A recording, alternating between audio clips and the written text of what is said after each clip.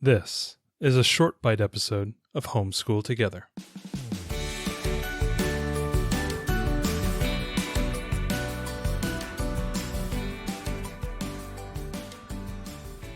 Hello and welcome to Homeschool Together Short Bite Edition. We're going to start a new series of short bites called Gameschooling After Dark. When those little ones go to bed, what games are you going to play? Yeah, so for your older learner and you adults. So we're going to start off, and it's going to be a solo edition. I'm going to sit here and check my Bitcoin value, and I'm going to read a few pages in The Godfather, and Ariel's going to talk to you about a game that got a book tie-in. I don't know if anybody knows about it. It's kind of popular. Harry Potter. So I'm out. Matt is not a huge Harry Potter fan. I'm reading The Godfather right now. Michael Corleone is about to start doing some stuff. You know, you're a good Harry Potter sport. So I'm a good sport. I watch the movies. You watch the movies. I read three and we a half. have like four games. I read 3.5 books. I gave it a shot. You're a good sport. You're a good sport. I, however, love Harry Potter. I have all the books. I have the illustrated editions. So today we're going to talk about one of my favorite games, Harry Potter Hogwarts Battle. This is a cooperative. He's smiling at me. I'm so excited about this, guys. We've been talking about games, lots of games for littler folks, and I wanted to talk with you about games for slightly older kids. This is 11 up. I think you could definitely play this with a really savvy 9 or 10-year-old. So, your mileage may vary based on your learner, but this is definitely an older elementary to adult level game. We've played this with our adult friends and had a really good time with it. Primarily a deck builder. Yep. This is part of this is a cooperative deck builder. So if you haven't played cooperative games before, this is one of those we've talked about before with younger kids, but as adults, we are all cooperating together. So we are all playing characters, Ron and Hermione and Harry and Neville, I believe is the fourth character, trying to take down the various villains. So we're all working together as a team. Deck builders are ones in which you start out, they all kind of have the same starting mechanic, which is you start out with some ability to buy more cards and a couple of action cards. And all deck builders basically start that way. You have just what they seed you with in your little deck is very light. So your first few turns, you're going to be able to do a couple of small things, and then what you're primarily going to be doing is buying new cards. So you'll draw 5 cards. You have to play all 5 cards that hand, and you'll use it to buy some new cards, and then you shuffle, make a new deck. And so what you're going to start doing is you'll be running through your own deck randomly. Mm-hmm. So original deck builders was like Magic the Gathering was a big deck builder. In that one though, people would build their own mega decks, and then they'd come to play against each other. And that wasn't really played a lot of Star Realms. Star Realms is another one. We'll probably talk about that at some point. One of the things I don't like about deck builders where you can... Dominion's like this too. Dominion, yep, we have several deck builders. One of the things I don't love about deck builders when you bring your own to the table is that you could, depending on who spent the most money or how many packs of cards they got, they have the most powerful thing. I like it when everybody starts in the same level and then you have the same ability to acquire as everybody else, and that's the way these start. Well, and the fact that this is a cooperative, kind of a different thing. Normally with the deck builders, you're either battling the game to get a certain amount of points and whatnot, or you're battling each other to do that. So this was kind of a nice twist on that, where that's cooperative. And I think in, following the theme of the show or the movie and the books, where everybody's working together to defeat some, monster or villain or whatever it is, they kept that dynamic in there and being able to work together in order to achieve an end. And I think it was a natural thing to do, is to do a cooperative game for this type of, gameplay. Yeah, I think it's really smart. It's very smart gameplay. It's fun.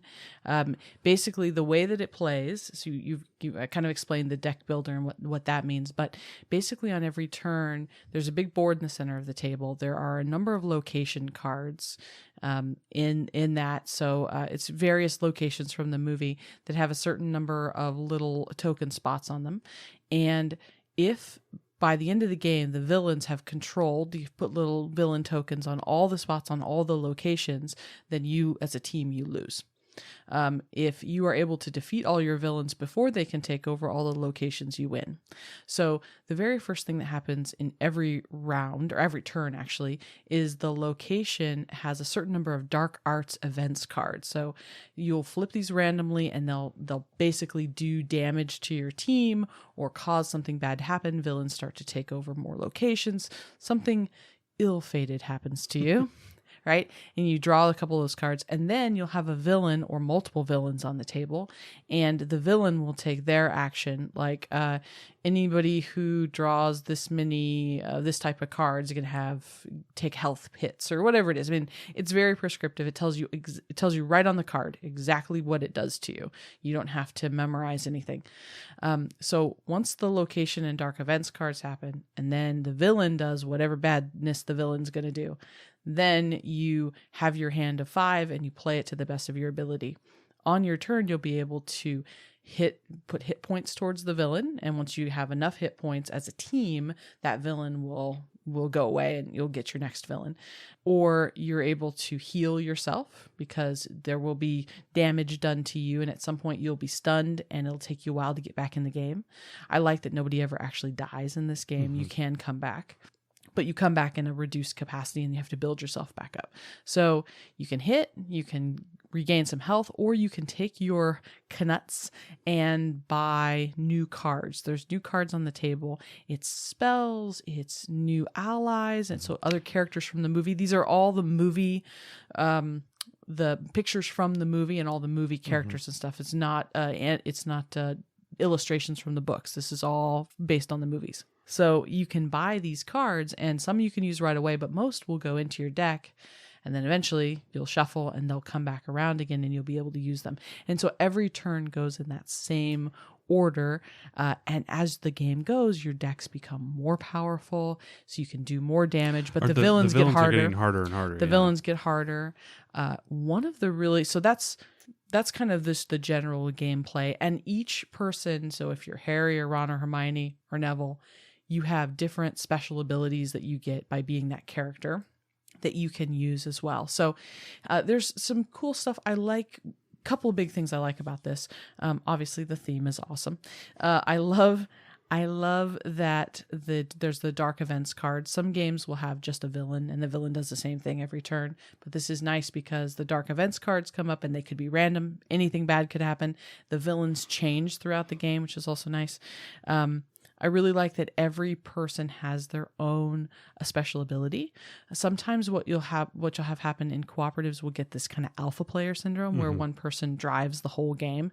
You do this, and then you go over there and you do that, and sometimes that I think that. AKA the helicopter pirate in pilot in Forbidden Island. Yeah, it's I think that controlling element is made much easier when every role is exactly the same in the game. When everyone has their own special little ability, it's something that they always keep in their mind and remember. Oh yeah, I can do this thing, and so they keep using their abilities.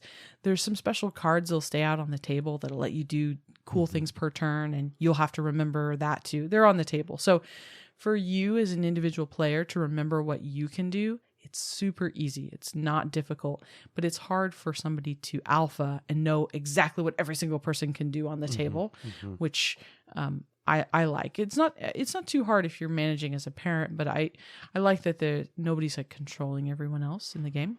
And it has these levels that as the game evolves, like you can play coolest thing. Level 1, and you could just keep playing level 1, and then you can graduate higher and higher. Right. So they basically are broken into years 1 through 7 just to match the books and the movies. And in each level, new complications will come up. So if it says in the first instructions, if you've played deck builders before and you're familiar with this type of mechanic, you can jump right to year 3 or 4. I think it's 4 if you want to. Otherwise, if you've never played a game like this before, start at year 1 and they'll build you up. So the way that it works is you're supposed to beat year 1 before you go to year 2, and each successive year at some point, and each successive year adds more cards into the deck and more abilities and more villains and more locations, and it gets harder, and there's dice get added at one point, and it just builds up and up and up. So I love that as you keep, it's almost like if you've heard of something called legacy games, those are games where you would like play through once and the game changes as you go along. A lot of legacy games involve doing something that damages the board in some way. Like there's a Risk Legacy, and there's some pandemic ones where you're going to mark on the board and cross things out and just different stuff. And so it can only really play through these once. Whereas with this, you could play through as many times as you want, but it does have this graduated level thing where it gradually gets more complex and interesting as it goes along. And then when you get to the very end, there's an expansion called Hogwarts Battle, the Monster Book of Monsters, that you can add, and it gives you even more levels and more characters and adds in some cool critters. So this is just, if you've got a Harry Potter fan in your household and you have an older elementary or older teenage student, this is, or you're an adult like me who loves Harry Potter, you can't go wrong. This is an absolutely fantastic game. It is like a must own if you are a Harry Potter fan. This is the best implementation of any Harry Potter themed game that currently exists to my knowledge. So anyways, that's my gushing review. I would say highly recommend Harry Potter Hogwarts Battle. Do know that this is about a 45 to an hour and a half game. I don't think we've ever completed it in less than maybe an hour 15. So this is a longer game. It is more involved. You definitely won't want to play this with any littles running around, but it's highly worth it for a great family or an adult game night. What she said. Do you know there's a horse head in this book? Bitcoin's at $50,000. I'll convert you someday, Matthew. Okay. Someday, the power of Harry Potter will seep into your bones. Okay. You know, I'm just waiting for our girls to get old enough. Right now, you play this with me a little bit begrudgingly, but at some point, my daughter, who already loves Harry Potter, even though she's only 5, she's going to grow into this. That day is coming. Maybe I'll get her into Alien. No. Thanks so much for joining us today and making us a part of your homeschool journey. Please engage with us on social media. Join our Homeschool Together podcast group on Facebook and find us at Homeschool Together Podcast on Instagram. We'd love to hear your feedback, questions, and recommendations. Until next time, Happy homeschooling!